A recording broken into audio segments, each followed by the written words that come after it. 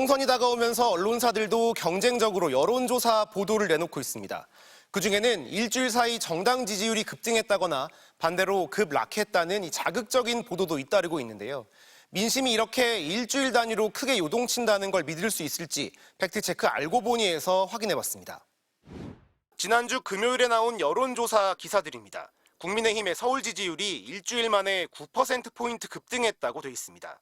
더불어민주당은 충청권 지지율이 같은 기간 19%포인트나 올랐다고 전하고 있습니다. 그 전주 보도는 정반대였습니다. 국민의힘의 서울 지지율이 일주일 만에 15%포인트 급락했다는 기사가 잇따랐습니다. 같은 기간 민주당은 충청권 지지율이 8%포인트 떨어졌습니다. 두 정당의 서울과 충청 지지율이 일주일 단위로 많게는 20%포인트 가까이 급등과 급락을 반복하고 있다는 겁니다. 이 같은 여론조사의 출처를 확인해 봤는데요. 모두 한국갤럽이 무선 전화 면접으로 매주 진행하는 정례 여론조사였습니다. 그런데 조사 내용을 확인해 보니까 눈에 띄는 점이 있었습니다. 해당 여론조사의 표본이 서울은 183명에서 193명, 충청권은 100명 안팎에 불과했습니다.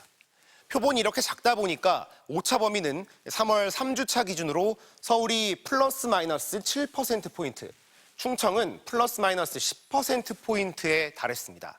오차 범위가 플러스 마이너스 10%포인트라는 건 오차가 최대 20%포인트까지 날 수 있다는 거니까 여론조사 결과로서 큰 의미를 부여하기 어렵습니다. 그럼에도 해당 기사들에는 이렇게 미미한 표본수나 지나치게 큰 오차 범위에 대해서는 전혀 언급이 없었습니다. 해당 조사는 한국갤럽이 전국의 여론 동향을 파악하기 위해 전국 성인 1000명을 대상으로 진행하고 있습니다. 그런데 전국 단위 조사에서 일부 지역의 세부 지표만 떼어내 보도하면서 혼란이 일어난 겁니다. 한국갤럽은 지역별로는 사례가 적어 매주 비교가 어렵다며 한 주 세부 지표를 가지고 얘기하는 건 과학적인 해석이 아니라고 설명했습니다.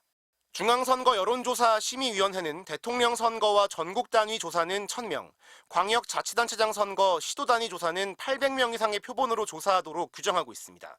세부 영역별 통계는 샘플 사이즈가 작아져서 표본 추출 오차가 굉장히 커지기 때문에 세부 영역의 어떤 변동을 갖다가 그거 갖고 마구 얘기하는 것은 사실은 굉장히 조심해야 되는. 쏟아지는 여론조사 보도 속에서 여론 왜곡을 피하기 위해선 조사의 목적과 표본 등을 확인해 따져보는 노력이 필요해 보입니다. 알고 보니 이준범입니다.